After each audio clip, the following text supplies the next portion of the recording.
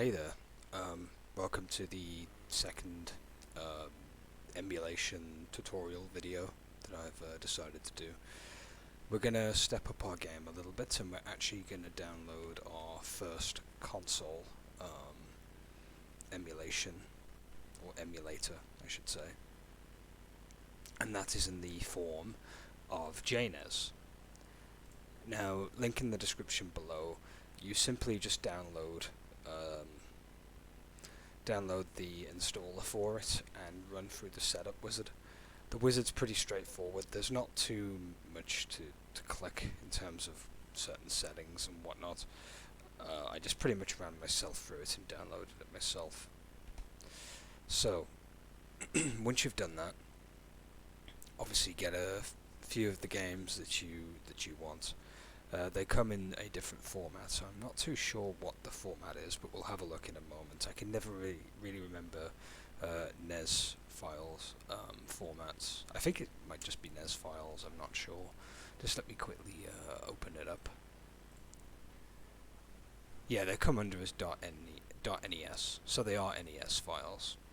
So they're just basically similar to ROMs, except they're NES files, which go with the with Jnes, or any other NES emulator. Jnes is the most simplest one to use, I find, and probably the most comfortable. So when you've loaded it up, you should have this, which looks like this. You simply click open, and you get the game that you want. For the sake of arguments, let's just load up a simple game, which is Mario Brothers, since it's a classic game. And there you go, it's up and running. Now the thing is, you can't make this full screen through maximization, but I believe you can make it full screen if you click on video and you click the resolution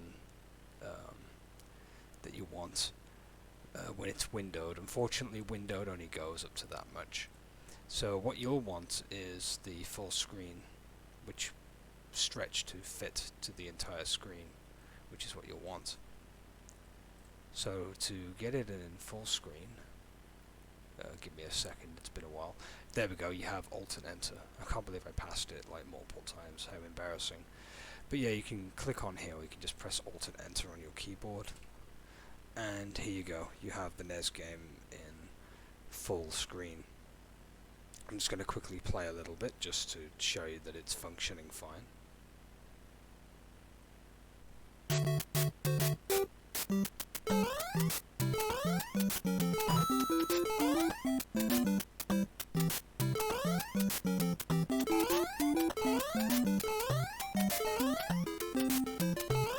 We'll get to the first level's ending, just because.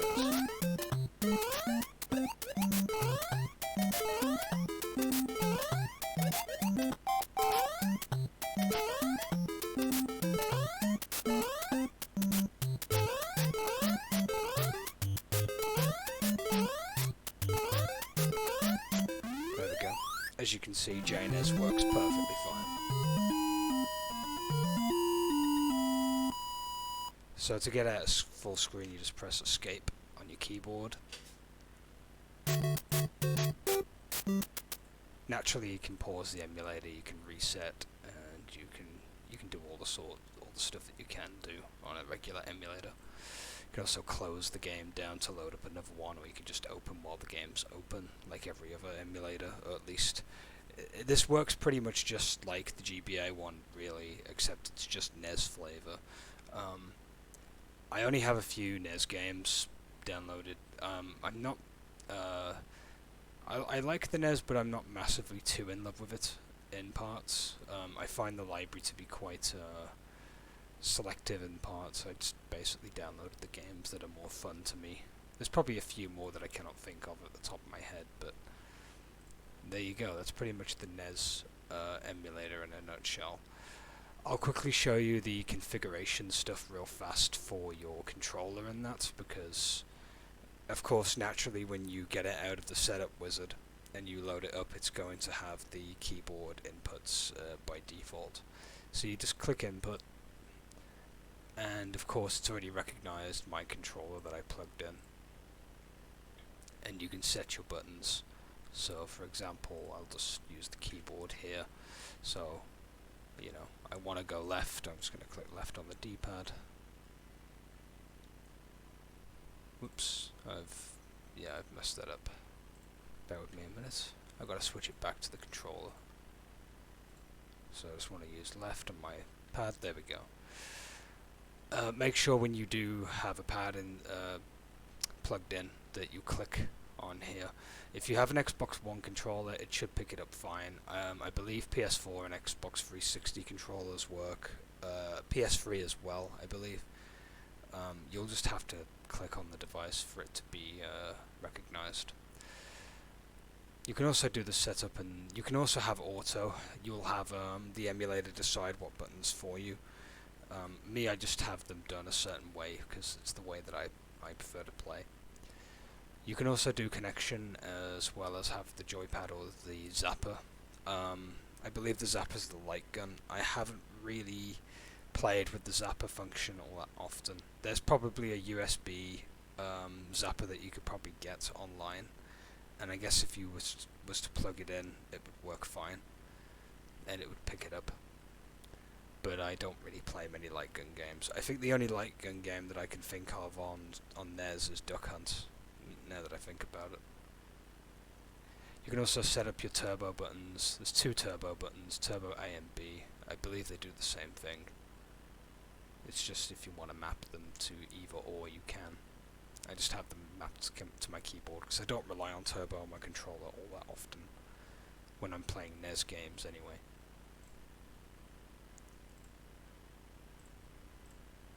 Next we'll do the you've also got the cheats which you can get. I'll quickly open that and see if cheats are already installed or not. I'm not too sure. Yes, right. Now some games have cheats already put onto the ROM, and you can just activate them and use them. Make sure that you turn them off if you're going to save or whatever, because you don't want your data being deleted. Because I'm assuming these kind of work similar to a Game Shark or a Game Genie, but they're not outright said that they are. I believe they're probably just codes already put into the ROM by default. I think it varies from ROM to ROM naturally, and naturally you'll have your cheat code notes telling you which one does what. Not all of them will have descriptions, but some will. Always big, yeah, stuff like that. Moon gravity. So there's plenty of stuff to play around with here if you want to mess around with cheats and go crazy.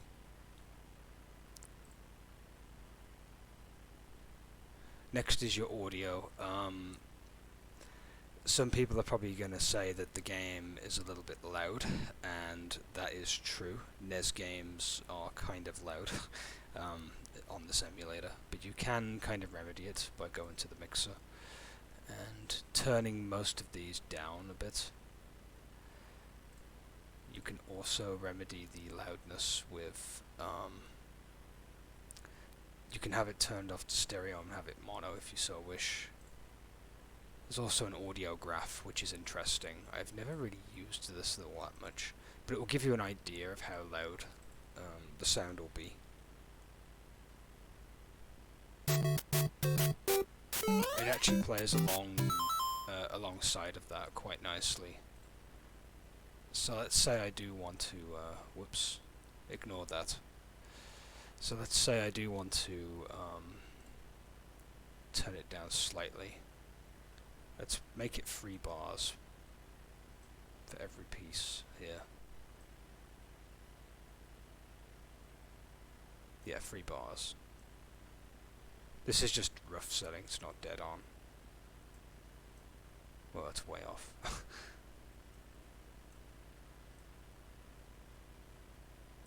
You can also mute certain channels as well if you so wish. So it doesn't sound as loud. It's still loud, but not as loud as it was before. You can turn them all down to 1 bar to get like things a bit quieter. If you're streaming on, if you're going to stream on Jnes with OBS, it might be good to turn the volume down through the audio input or output on OBS as well, just to accommodate the volume. Next is video settings. You can pick your drawing method. I have mine set to defaults because I don't have any issues. You can have vertical sync window display. There's loads of different settings here. Hopefully when you just, you know, unpack the emulator, you'll have most of these settings enabled. If not, you can just simply set them. You can also change the palettes to custom palettes as well, which is interesting. I usually just stick with RGB because it's the most reliable one. I've never really used YUV. It's NTSC generated, so it's USA thing, I'm assuming. Also, naturally, because it's an emulator, you can limit the FPS or not limit it. You can change the region too, which is another function that I do like about this. Some ROMs will let you change region, and some won't. It depends entirely. Usually the ROMs I download are already regioned, but you can get some ROMs where you can switch. So it's handy if you know that there's a difference between 2 versions and you want to switch on the fly. Other than that, you'll probably just have to load up whatever version that you have, like USA or PAL.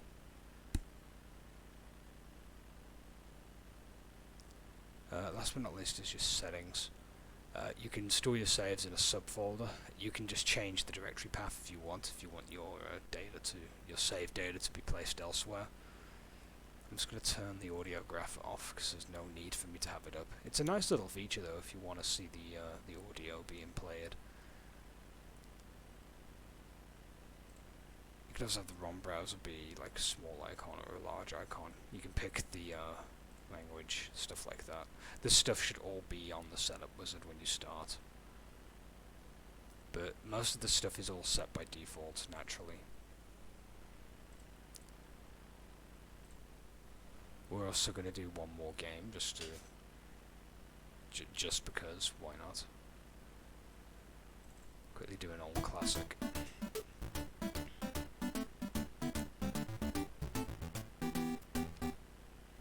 Yeah, this is another good game on the NES. Good old Kirby.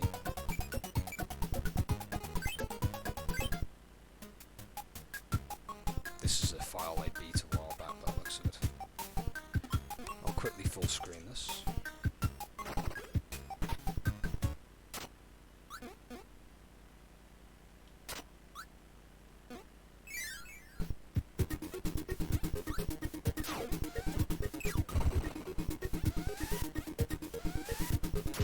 Should we see if we can beat him? Just for fun.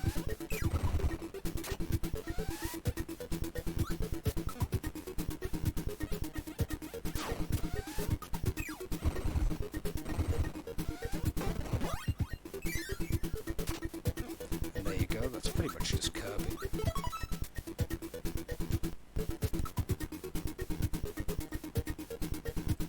And that's pretty much Jnes in a nutshell. Like Visual Boy Advance, this one is super easy to use.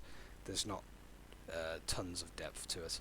Just simply download it, run yourself through the wizard, get yourself a few of the games from the library downloaded, and just load them up, and you're pretty much ready to go. If there's a few settings you need to change specifically, then you can do that in your system and options, pretty much. Also, naturally, like I said, you can do save stating, which is save slots, which is pretty decent. I'm trying to find the load section, but I can't seem to find it, unless it's restore from. I don't really use states all that much with Jnes. But, yeah, that's pretty much it for Jnes. Thank you very much for watching. I know it's a very short and simple emulator, but it's very similar to VBA. Have fun with this one, and I'll catch you in the next video. Ciao for now.